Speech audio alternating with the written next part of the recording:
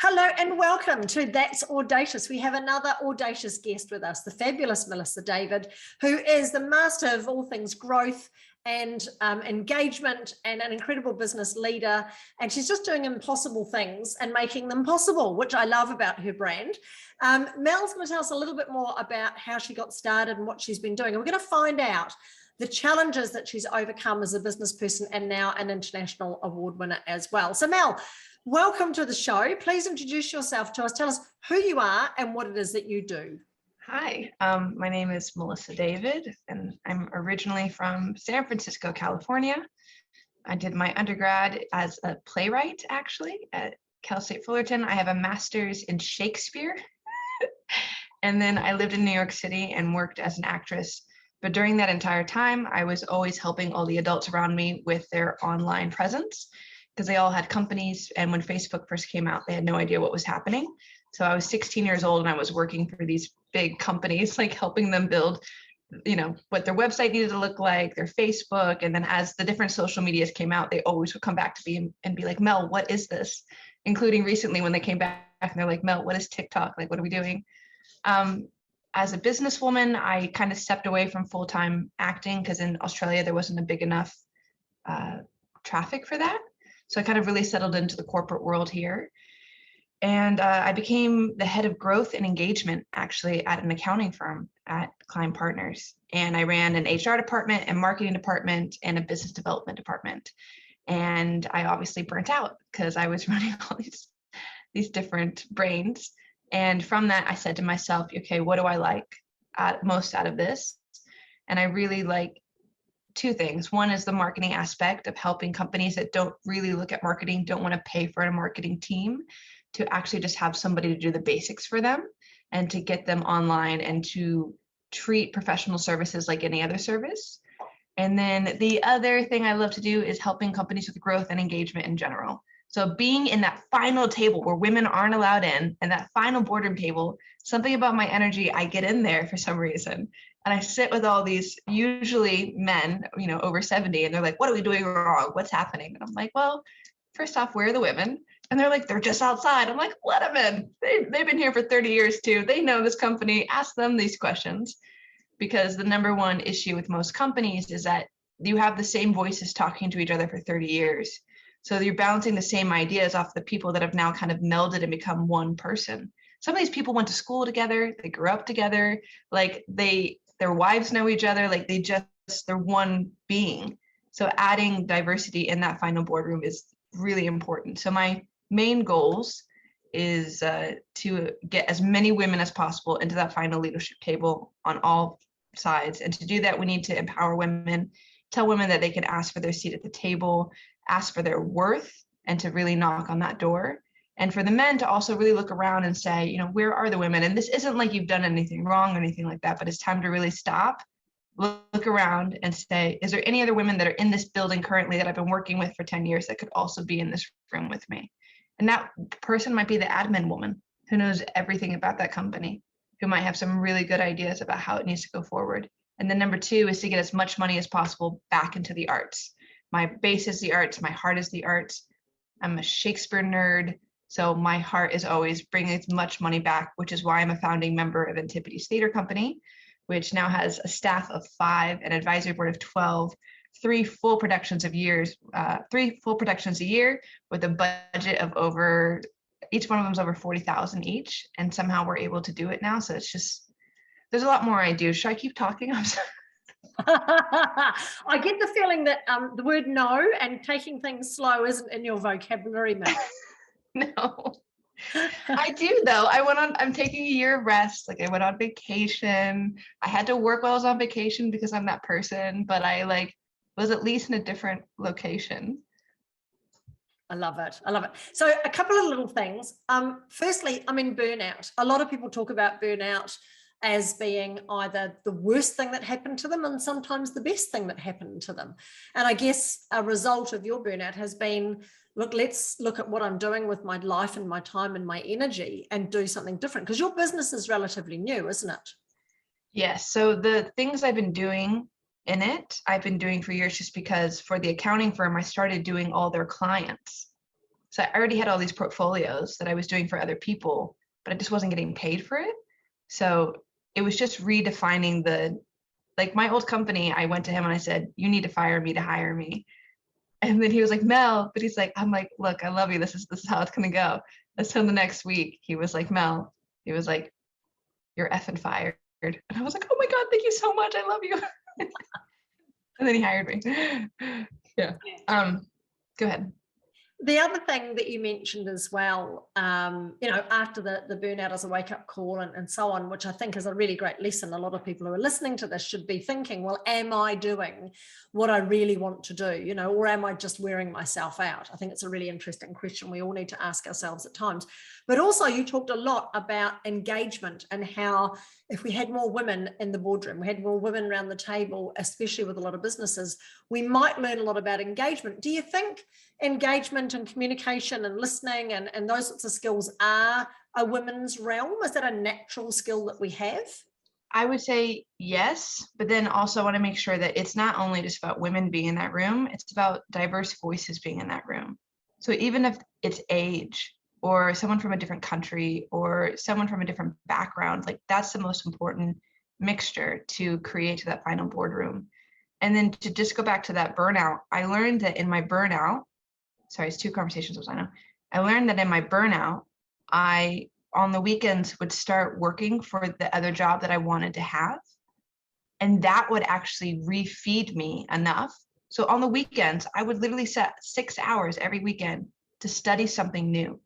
And that's what I'm doing now as well, because I'm noticing I'm kind of getting like tired of designing the campaigns for all the clients. And I'm only 8 months in. I'm like, okay, Mel, what do I need to do? And I'm like, you want to what? I want to be a director of big photo shoots. So I've created some relationships with photographers. And on the weekends, I'm going and I'm hanging out just for 6 hours with photographers, sitting with them on their photo shoots and watching how it moves and things like that. And that's feeding me to work for the week now.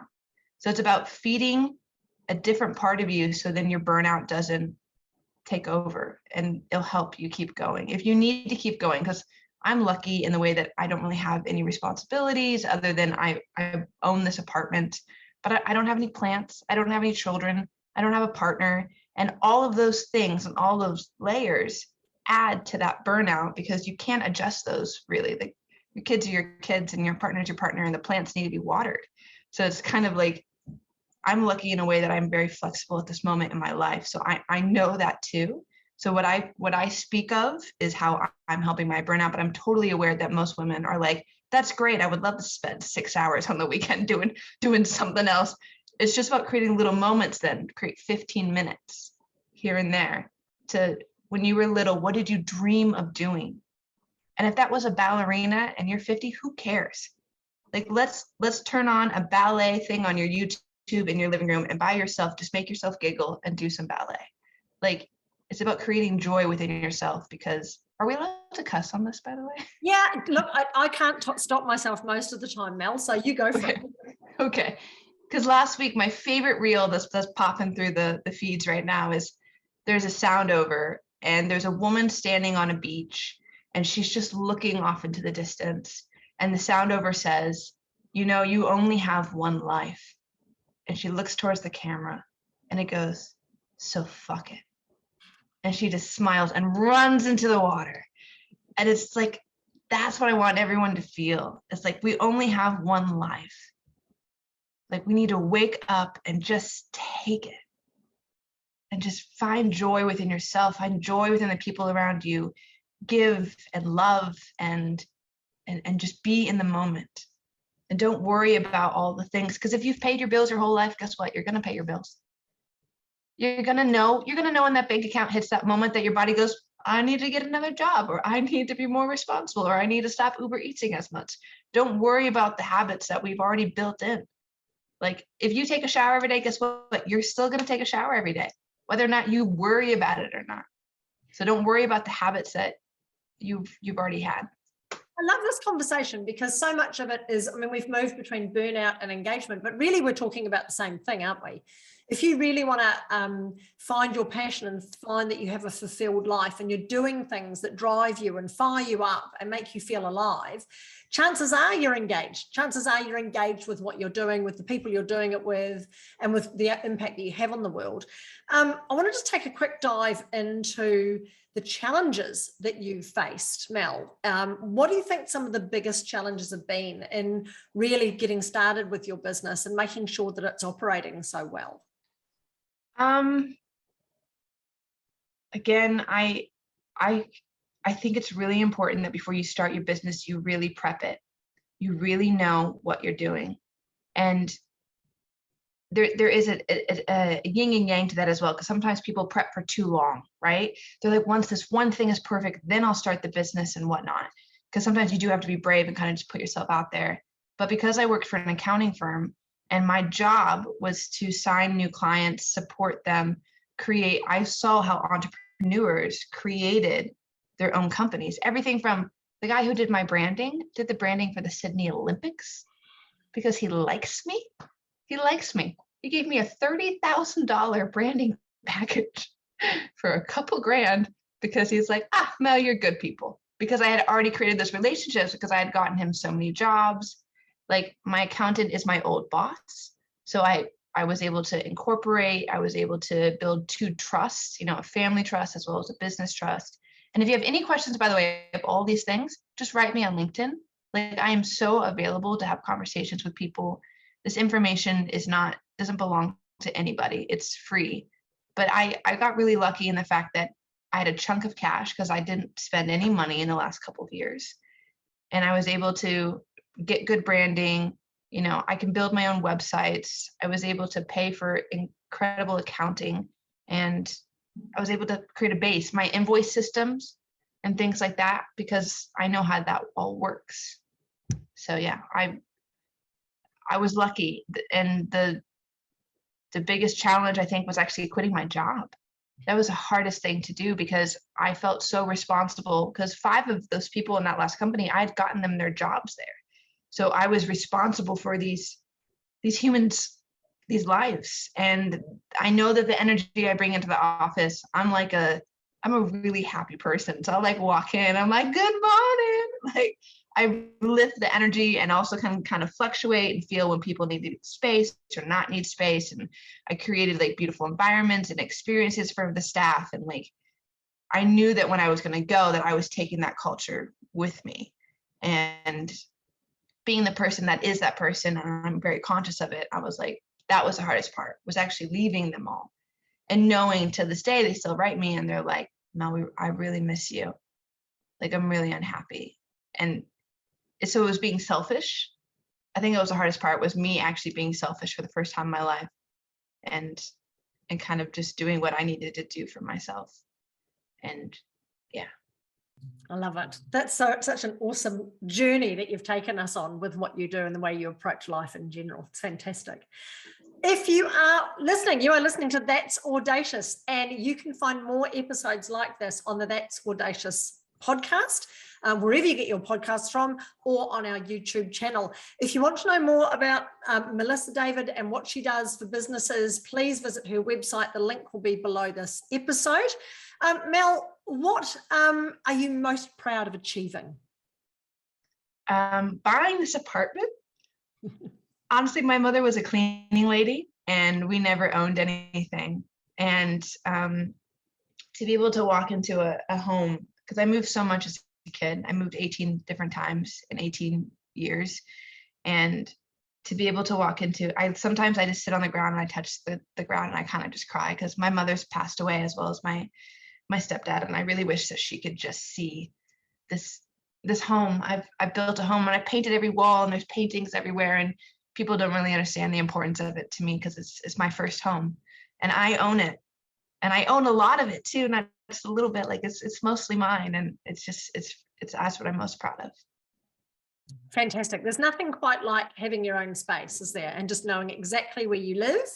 I know from an engagement and a connection point of view, knowing where you live and feeling safe is so vital for good mental health as well. So how did the Audacious agency help you, Mel? Oh my gosh. So I started getting some notifications like, hey, you're up for this award. Hey, you should apply for this award and things like that. And I got to like 10 and I was like, I don't know. I don't have time for this. I'm working 12 hours a day. And I wrote Annette, I was like, help me. And she was like, I got you. And she was like, we'll do it out in chunks. I said, no, I need to send you like a bunch of cash right now. And then you just have me for the whole year. I was like, and she was like, done. And so we sat down, we made a giant calendar, and so far I think we're at 2 awards that I've won. And then one of them I've been nominated for the leadership thing. And it's just so nice. It feels like it's a part of my team. Like she's like my PR team, and I'm able to focus on what I'm actually doing. And